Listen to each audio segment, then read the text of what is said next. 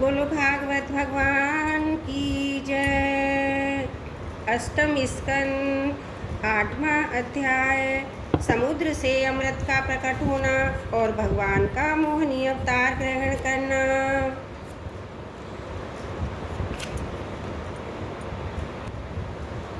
श्री सुखदेव जी कहते हैं, इस प्रकार जब भगवान शंकर ने विष पी लिया तब देवता असुरों को बड़ी प्रसन्नता हुई। वे फिर नए उत्साह से समुद्र मथने लगे। तब समुद्र से कामधेनु प्रकट हुआ। वह एक अग्निहोत्र की सामग्री उत्पन्न करने वाली थी, इसलिए ब्रह्मलोक तक पहुंचाने वाले यज्ञ के लिए उपयोगी पवित्र घी दूध आदि प्राप्त करने के लिए ब्रह्मवादी ऋषियों ने उसे ग्रहण किया। उसके बाद उच्च श्रवा नाम का घोड़ा निकला। वह चंद्रमा के समान श्वेत वर्ण का था। बलि ने उसे लेने की इच्छा प्रकट की। इंद्र ने उसे नहीं चाहा, क्योंकि भगवान ने उसे पहले से ही सिखा रखा था। तदंतर ऐरावत नाम का श्रेष्ठ हाथी निकला। उसके बड़े बड़े 4 दांत थे, जो उज्ज्वल वर्ण कैलाश की शोभा को भी मात करते थे। तत्पश्चात कौस्तुभ नामक पदराग मणि समुद्र से निकली। उस मणि को अपने हृदय पर धारण करने के लिए अजित भगवान ने लेना चाहा। परीक्षित, इसके बाद स्वर्लोक की शोभा बढ़ाने वाला कल्प वृक्ष निकला। वह याचकों की इच्छाएं उनकी इच्छित वस्तु देकर वैसे ही पूर्ण करता रहता है, जैसे पृथ्वी पर तुम सबकी इच्छाएं पूर्ण करते हो। तत्पश्चात अप्सराएं प्रकट हुई। वे सुंदर वस्त्रों से सुसज्जित एवं गले में स्वर्ण हार पहने हुए थी। वे अपनी मनोहर चाल विलास भरी चितवन से देवताओं को सुख पहुँचाने वाली हुई। इसके बाद शोभा की मूर्ति स्वयं भगवती लक्ष्मी देवी प्रकट हुई। वे भगवान की नित्य शक्ति हैं। उनकी बिजली के समान चमकीली जटा से दिशाएं जगमगा उठी। उनके सौंदर्य और दार्य और रूप रंग और महिमा से सबका चित्त खिंच गया। देवता असुर मनुष्य सभी ने चाहा कि ये हमें मिल जाए। स्वयं इंद्र अपने हाथों उनके बैठने के लिए बड़ा विचित्र आसन ले आए। शेष नदियों ने मूर्तिमान होकर उनके अभिषेक के लिए सोने के घड़ों में भर भर का पवित्र जल लाद दिया। पृथ्वी ने अभिषेक के योग सब औषधियाँ दी।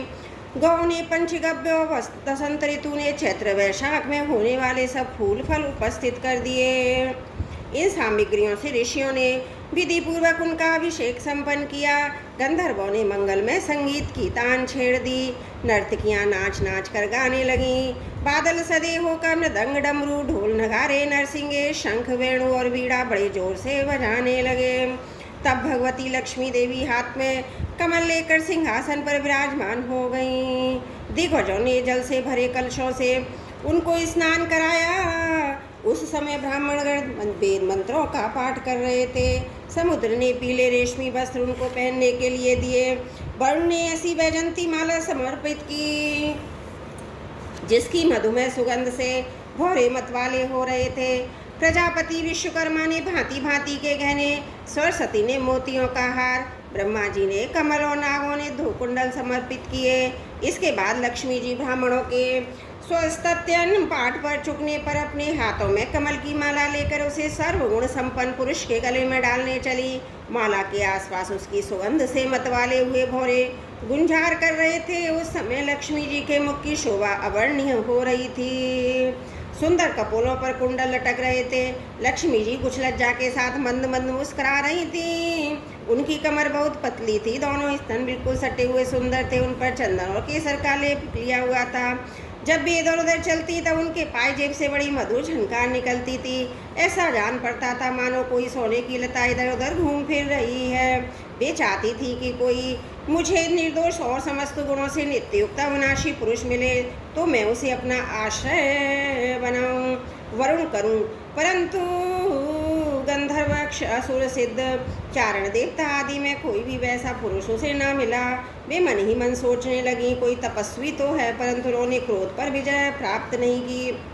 किन्हीं में तो ज्ञान है परंतु पूरे अनासक्त नहीं है। कोई कोई है तो बड़े महत्वशाली परंतु वे काम को नहीं जीत सके। किन्हीं में ऐश्वर्य भी बहुत है परंतु ऐश्वर्य ही किस काम का जब उसे दूसरों का आश्रय लेना पड़े। किन्हीं में धर्माचरण तो है परंतु प्राणियों के प्रति वे प्रेम का पूरा बर्ताव नहीं करते। त्याग तो है परंतु केवल त्याग ही तो मुक्ति का कारण नहीं है। किन्हीं किन्हीं में वीरता तो अवश्य है परंतु वे भी काल के पंजे से बाहर नहीं है। अवश्य कुछ महात्माओं में विषय आसक्ति नहीं है, परंतु वे तो निरंतर अद्वैत समाधि में ही तल्लीन रहते हैं। किसी किसी ऋषि ने आयु तो बहुत लंबी प्राप्त कर ली है, परंतु उनका शील मंगल भी मेरे योग्य नहीं है। किन्हीं में शील मंगल भी है, परंतु उनकी आयु का कुछ ठिकाना नहीं। अवश्य किन्हीं में दोनों ही बातें हैं, परंतु वे अमंगल भेष में रहते हैं। रहे एक भगवान विष्णु, उनमें सभी मंगल में गुण नित्य निवास करते हैं, परंतु वे मुझे चाहते ही नहीं हैं। इस प्रकार सोच विचार कर अंत में श्री लक्ष्मी जी ने अपने चिराभीष्ट भगवान को ही वर के रूप में चुना, क्योंकि उनमें समस्त सद्गुण नित्य निवास करते हैं। प्राकृत गुण उनका स्पर्श नहीं कर सकते। अणिमाओ आदि समस्त गुण उनको चाहा करते हैं, परंतु वे किसी की भी अपेक्षा नहीं रखते। वास्तव में लक्ष्मी जी के एकमात्र आश्रय भगवान ही हैं, इसी से उन्होंने उन्हीं को वरण किया। लक्ष्मी जी ने भगवान के गले में वह नवीन कमलों की सुंदर माला पहना दी, जिनके चारों ओर झुंड के झुंड मत वाले मधुकर गुंजार कर रहे थे। इसके बाद लज्जापूर्ण मुस्कान और प्रेमपूर्ण चितवन से अपने निवास स्थान के वक्षस्थल को देखती हुए उनके पास ही खड़ी हो गई। जगत पिता भगवान ने जगत जननी समस्त संपत्तियों की अधिष्ठाता देवता श्री लक्ष्मी जी को अपने वक्षस्थल पर ही सर्वदा निवास करने का स्थान दिया है। लक्ष्मी जी ने वहाँ विराजमान होकर अपनी करुणा भरी चितवन से तीनों लोकपति और अपनी प्यारी प्रजा को अभिवृद्धि की।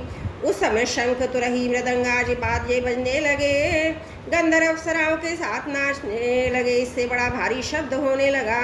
ब्रह्मा रुद्र अंगिरा आदि सब प्रजापति पुष्प वर्षा करते हुए भगवान के गुण स्वरूप और लीला आदि के यथार्थ वर्णन करने वाले मंत्रों से उनकी स्तुति करने लगे। देवता प्रजापति और प्रजा सभी लक्ष्मी जी की कृपा दृष्टि से शीलादि उत्तम गुणों से संपन्न होकर बहुत सुखी हो गए। परीक्षित, इधर जब लक्ष्मी जी ने दैत्य और दानवों की उपेक्षा कर दी, तब वे लोग निर्बल, उद्योग रहित, निर्लज्ज और लोभी हो गए। इसके बाद समुद्र मंथन करने पर कमल नयनी कन्या के रूप में वारुणी देवी प्रकट हुई। भगवान की अनुमति से दैत्यों ने उसे ले लिया। तदंतर महाराज, देवता और असुरों ने अमृत की इच्छा से जब और भी समुद्र मंथन किया, तब उसमें से एक अत्यंत अलौकिक पुरुष प्रकट हुआ। उसकी भुजाएं लंबी एवं मोटी थीं। उसका गला शंख के समान उतार चढ़ाव वाला था। आंखों में लालिमा थी। शरीर का रंग बड़ा सुंदर सांवला था। गले में माला, अंग अंग सब प्रकार के आभूषणों से सुसज्जित, शरीर पर पीताम्बर, कानों में चमकीले मणियों के कुंडल, चौड़ी छाती, तरुण अवस्था, सिंह के समान पराक्रमन और सौंदर्य, चिकने और घुंघराले बाल लहराते हुए उस पुरुष की छवि बड़ी अनोखी थी। उसके हाथों में कंगन और अमृत से भरा हुआ कलश था। वह साक्षात विष्णु भगवान के अंशांश अवतार थे। वे ही आयुर्वेद के प्रवर्तक, यज्ञ भोक्ता, धर्मंतरी के नाम से सुप्रसिद्ध हुए। जब दैत्यों की दृष्टि उन पर तथा उनके हाथ में अमृत से भरे हुए कलश पर पड़ी, तब उन्होंने शीघ्रता से बलात् उस अमृत के कलश को छीन लिया। वे तो पहले से ही इस ताकत में थे कि किसी तरह समुद्र मंथन से निकली हुई सभी वस्तुएं हमें मिल जाएं। जब असुर उस अमृत से भरे कलश को छीन ले गए, तब देवताओं का मन विषाद से भर गया। अब वे भगवान की शरण में आए। उनकी दीन दशा देखकर भक्तवांछा कल्पतरु भगवान ने कहा, देवताओं, तुम लोग खेद मत करो, मैं अपनी माया से उसमें आपसी फूट डालकर अभी तुम्हारा काम बना देता हूँ। परीक्षित, अमृत लोलुप दैत्यों में उसके लिए आपस में झगड़ा खड़ा हो गया। सभी कहने लगे, पहले मैं पीऊँगा, पहले मैं, तुम नहीं। उनमें जो दुर्लभ थे वे उन बलवान दैत्यों का विरोध करने लगे, जिन्होंने कलश छीन कर अपने हाथ में कर लिया था। वे ईशावश धर्म की दुहाई देकर उनको रोकने और बार बार कहने लगे कि भाई, देवताओं ने भी हमारे बराबर ही परिश्रम किया है, उनको भी यज्ञ भाग के समान उसका भाग मिलना ही चाहिए। यही सनातन धर्म है। इस प्रकार उधर दैत्यों में तू मैं भी हो रही थी, और उधर सभी उपाय जानने वालों के स्वामी चतुर शिरोमणि भगवान अत्यंत अद्भुत अवर्णनीय स्त्री का रूप धारण किया।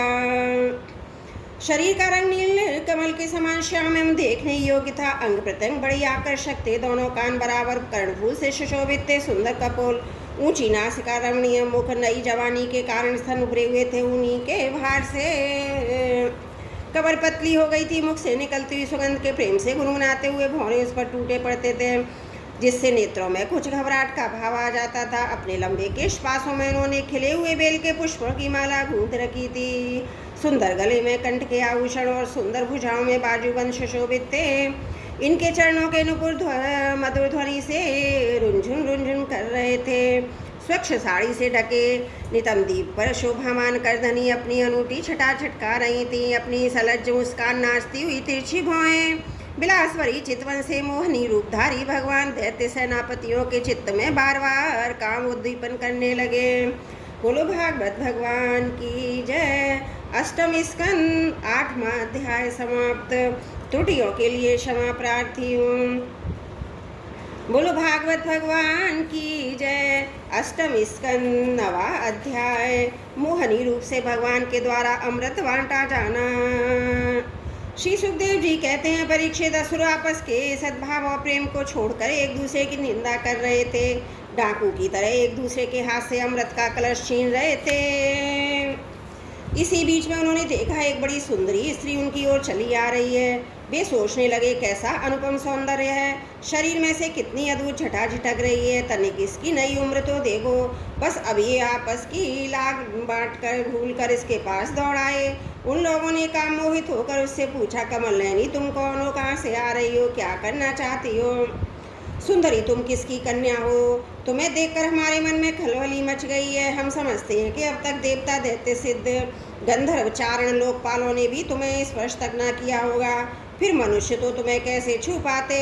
सुंदरी अवश्य विधाता ने दया करके शरीरधारियों की संपूर्ण इंद्रियों और मन को तृप्त करने के लिए तुम्हें यहाँ भेजा है।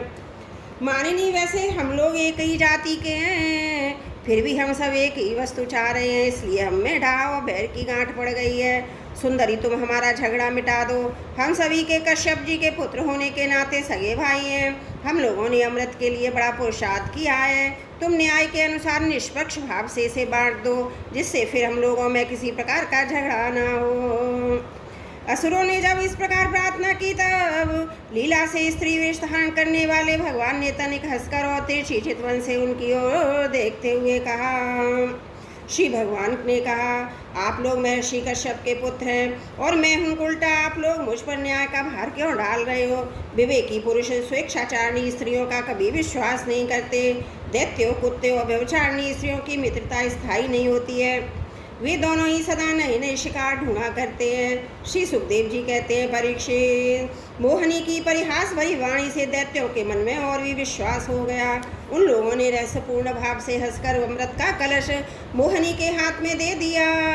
भगवान ने अमृत का कलश अपने हाथ में लेकर तनिक मुस्कराते हुए मीठी वाणी में कहा, मैं उचित या अनुचित जो कुछ भी करूं वह सब यदि तुम लोगों को स्वीकार हो तो मैं अमृत बांट सकती हूँ। बड़े बड़े दैत्यों ने मोहनी की यह मीठी बात सुनकर उसकी बारीकी नहीं समझी, इसलिए सबने एक स्वर से कह दिया, स्वीकार है। इसका कारण यह था कि उन्हें मोहनी के वास्तविक स्वरूप का पता नहीं था। इसके बाद एक दिन का उपवास करने के सबसे स्नान किया, भविष्य से अपने अग्नि हवन में किया। गौ ब्राह्मण और समस्त प्राणियों को घास चारा अन्न धन आदि का यथायोग्य दान दिया तथा ब्राह्मणों से स्वस्तयन कराया। अपनी अपनी रुचि के अनुसार सबने नए नए वस्त्र धारण किए। इसके बाद सुंदर सुंदर आभूषण धारण करके सबके सब उन कुशन आसनों पर बैठ गए जिनका अगला हिस्सा पूर्व की ओर था। जब देवता और दैत्य दोनों ही धूप से सुगंधित मालाओं और दीपकों में सजे सजाए भव्य भवन में पूर्व की ओर मुँह करके बैठ गए, तब हाथ में अमृत का कलश लेकर मोहनी सभा मंडप में आई। वह एक बड़ी सुंदर साड़ी पहनी हुई थी, नितंबों के भारों के कारण धीरे धीरे चल रही थी, आगे मत से ब्याल हो रही थी। कलश के समान स्तन कर जशावत की सूंड के समान जंघाएं थी। उसके स्वर्ण नुपुर अपनी झनकार से सभा मोहन को मुखरित कर रहे थे। सुंदर कानों में सोने के कुंडल थे, उनकी नासिका कपोल था, मुख बड़े ही सुंदर थे। स्वयं पर देवता भगवान मोहनी के रूप में ऐसे जान पड़ते थे मानो लक्ष्मी जी की कोई श्रेष्ठ सखी वहाँ आ गई हो। मोहनी ने अपनी मुस्कान भरी चितवन से देवता और दैत्यों की ओर देखा तो वे सबके सब मोहित हो गए। उस समय उनके स्तनों पर से अंचल कुछ खिस गया था। भगवान ने मोहनी रूप में विचार किया कि असुर तो जन्म से ही क्रूर स्वभाव वाले हैं, उनको अमृत पिलाना सर्पों को दूध पिलाने के समान बड़ा अन्याय होगा, इसलिए उन्होंने असुरों को अमृत में भाग नहीं दिया। भगवान ने देवता असुरों को अलग अलग पंक्तियां बनाई, फिर दोनों को कतार बांधकर अपने अपने दल में बैठा दिया। इसके बाद अमृत का कलश हाथ में लेकर भगवान दैत्य के पास चले गए। उन्हें हाव भाव कटाक्ष से मोहित करके दूर बैठे हुए देवताओं के पास आ गए। तथा उन्हें अमृत पिलाने लगे, जिससे पी लेने पर बुढ़ापे और मृत्यु का नाश हो जाता है। परीक्षित असुर अपनी की हुई प्रतिज्ञा का पालन कर रहे थे। उनका स्नेह भी हो गया था और वे स्त्री से झगड़ने में अपनी निंदा भी समझते थे, इसलिए वे चुपचाप बैठे रहे। मोहिनी में उनका अत्यंत प्रेम हो गया था। वे डर रहे थे कि उससे हमारा प्रेम संबंध टूट ना जाए। मोहिनी ने पहले उन लोगों का बड़ा सम्मान किया था, इससे वे और भी बंध गए। यही कारण है कि उन्होंने मोहिनी को कोई अप्रिय बात नहीं कही। जिस समय भगवान देवताओं को अमृत पिला रहे थे, उसी समय राहु दैत्य देवताओं का वेश बनाकर उनके बीच में आ बैठा।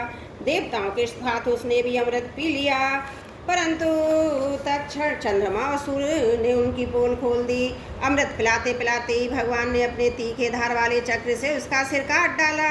अमृत का संसर्ग न होने से उसका धड़ नीचे गिर गया, परंतु सिर अमर हो गया और ब्रह्मा जी ने उसे ग्रह बना दिया। वही राहु पूर्णिमा और अमावस्या को बैर भाव से बदला लेने के लिए चंद्रमा तथा सूर्य पर आक्रमण किया करता है। जब देवताओं ने अमृत पी लिया, तब समस्त लोगों की जीवन दान करने वाले भगवान ने बड़े बड़े दैत्यों के सामने मोहिनी रूप त्याग कर अपना वास्तविक रूप धारण कर लिया। परीक्षित देखो, देवता और दैत्य दोनों में एक ही समय का एक ही स्थान, एक प्रयोजन तथा एक वस्तु के लिए विचार से एक ही कर्म किया था, परंतु फल में बड़ा भेद हो गया। उनमें से देवताओं ने बड़ी सुगमता से अपने परिश्रम का फल अमृत प्राप्त कर लिया, क्योंकि उन्होंने भगवान के चरण कमलों की रज का आश्रय लिया था, परंतु उससे विमुख होने के कारण परिश्रम करने पर भी असुरगण अमृत से वंचित ही रहे। मनुष्य अपने प्राण, धन, कर्म, मन और वाणी आदि से शरीर एवं पुत्र आदि के लिए जो कुछ करता है वह व्यर्थ ही होता है, क्योंकि उसके मूल में भेद बुद्धि बनी रहती है। परंतु उन्हीं प्राण आदि वस्तुओं के द्वारा भगवान के लिए जो कुछ किया जाता है वह सब भेदभाव से रहित होने के कारण अपने शरीर, पुत्र और समस्त संसार के लिए सफल हो जाता है। जैसे वृक्ष की जड़ में पानी देने से उसका तना, टहनियाँ और पत्ते सबके सब सिंच जाते हैं, वैसे ही भगवान के लिए कर्म करने से वे सबके लिए हो जाते हैं। बोलो भागवत भगवान की जय। अष्टमी स्कंद 9वां अध्याय। त्रुटियों के लिए क्षमा चाहती हूँ।